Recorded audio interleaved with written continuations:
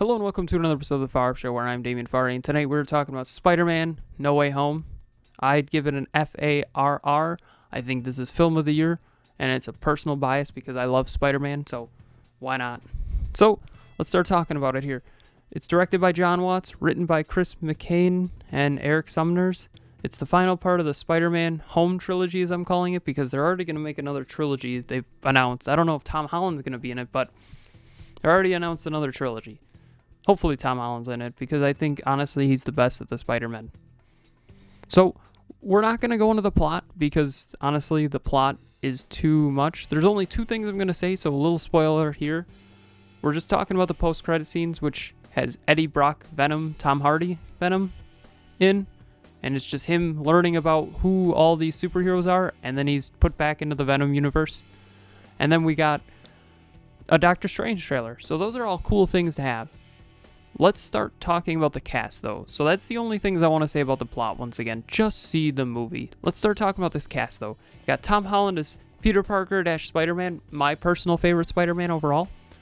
Then you got Zendaya as MJ. You got Benedict Cumberbatch as Doctor Strange. Jacob Batalon as Ned Leeds.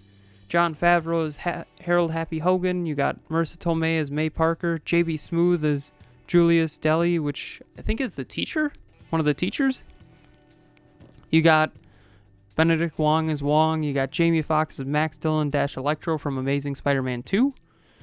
You got Alfred Molina as Doc Ock, Dr. Octavius from Spider-Man 2. Then you got Willem Dafoe as Norman Osborn - Green Goblin from Spider-Man. You got Thomas Hayden Church as Flint Marko - Sandman from Spider-Man 3. You got Reyes Ilfon as Kirk Connors - the Lizard from Amazing Spider-Man. Honestly, the fact that they got all these people back was insane enough. But I gotta say it because we've talked to all the villains, and we've already talked and said that Tom Hardy's in this. Why did some people get left out? I understand that they didn't put the Green Goblin from Amazing Spider-Man 2 in there because they already got Willem Dafoe. I can even understand not bringing James Franco back because he's the new Goblin, so once again would confuse people, I would say, if you bring those two back, because then there's three Green Goblins. I can understand that. But why didn't you bring back Topher Grace Venom? That's one I don't understand personally. I think he would have fit the bill, because you got 1, 2, 3, 4, 5. You have 5 right there. If you had added one more, you'd added Sinister Six movie in a way. Obviously, I know that they're not the ideal Sinister Six, but you know what I mean. Would have made sense. So, getting to the rest of the cast, you got Tony Revolny as Eugene Flash Thompson. You got Aragani Rice as Betty Brandt. Hannibal Buress as Coach Wilson, my favorite addition coming back. J.K. Simmons as J. Jonah Jameson, another great one. And then these are some spoilers here. We're not going to go into the plot once again. We're going to spoil a little bit of the cast. We already spoiled Tom Hardy. So, click away. We got Charlie Cox as Matt Murdock. You got Andrew Garfield as Peter Parker - Spider-Man. And Tobey Maguire as Peter Parker - Spider-Man as well. So, this cast is loaded. Once again, though, I don't get why they just dropped some people from this. Like, once again, Topher Grace, he was not a great Venom, but I feel like he should have fit the bill and been in this movie to make it a Sinister Six movie, or actually use Tom Hardy Venom in some way. But I like the idea that Tom Hardy Venom was just there as a joke. I think it would have been funny, though, if they would have put other Venom in there as well, but that's just me. I don't know how you'd cure him, though. Because then you'd have two Venoms. Would two symbiotes be in the MCU then? Two Venom symbiotes? That's probably why they didn't do it, because the post-credit scene was Tom Hardy, so that makes sense then, I guess. So, alright, I got you now, but let's go over the movie here. Plot, we're not going to talk about it. Let's talk about the future of Spider-Man, where there's going to be a nice graphic here instead of my face. So, there's 3 more movies supposedly planned with Tom Holland as Spider-Man, which I'm perfectly fine with. Make more with Tom Holland. He's the best Spider-Man. Then I think it's Andrew Garfield. Then I think it's Tobey Maguire. But I think the biggest thing to point out is Spider-Man 4. Can they make Sam Raimi's original Spider-Man 4 in that Spider-Man universe?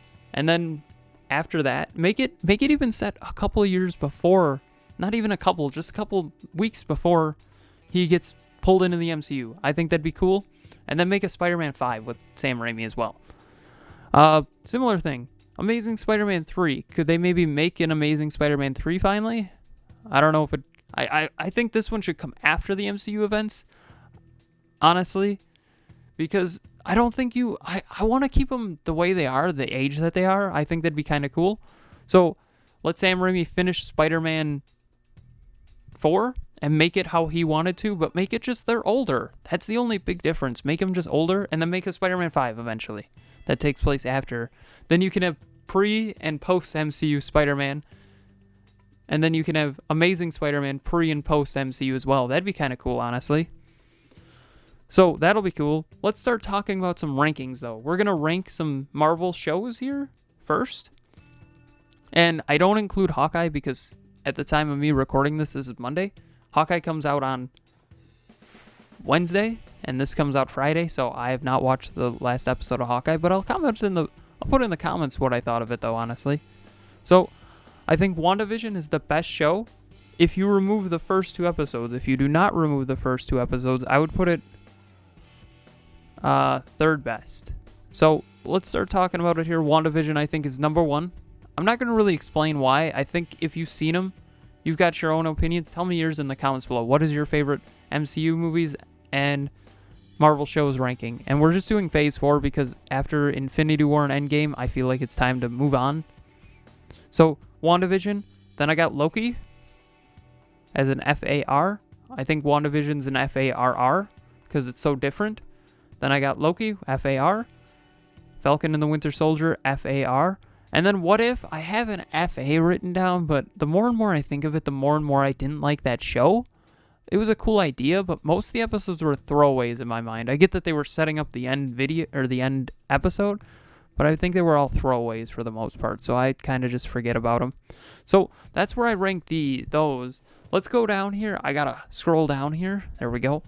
Where I've already said it at this point. My favorite film of the year is Spider-Man No Way Home. So I've seen it 3 times at this recording. I'm going to be seeing it again after recording this, so 4 times. The most I've ever seen a movie in the theater is 6. So I think this is going to maybe be the most. That was Star Wars The Force Awakens. I'm hoping to beat it with this because this is a much better movie. So FAR. Then you got, before we get to it, I think this and Spider-Verse are top 2 Spider-Man movies all time, honestly. Easy. Then I got Shang-Chi and the Legend of the Ten Rings as an FARR as well. Great movie. I think this is one of the best introductions to any character in the MCU. I think this is one that you need to see. Eternals, I got an FA. I put it above Black Widow. Honestly, you could flip-flop them. They're both FAs. I think they're both flip-floppable. But I think the MCU's kind of hit the point where a lot of people have jumped off, and I don't know how to explain it other than it's a weird moment where some of their movies aren't good. They've had it where they've had like one stinker, or one bad movie, a phase, and now they've got 2 bad movies and 2 good movies. So, yeah, that's a bit of a weird situation. So, what do you think of the new Spider-Man movie? What do you think? Rank your 4 movies for the MCU phase so far, and then rank your 4 favorite shows. Tell me in the comments below. Please tell me. I want to know. Don't forget to like, share, comment, subscribe, hit that bell icon, and have a far off night.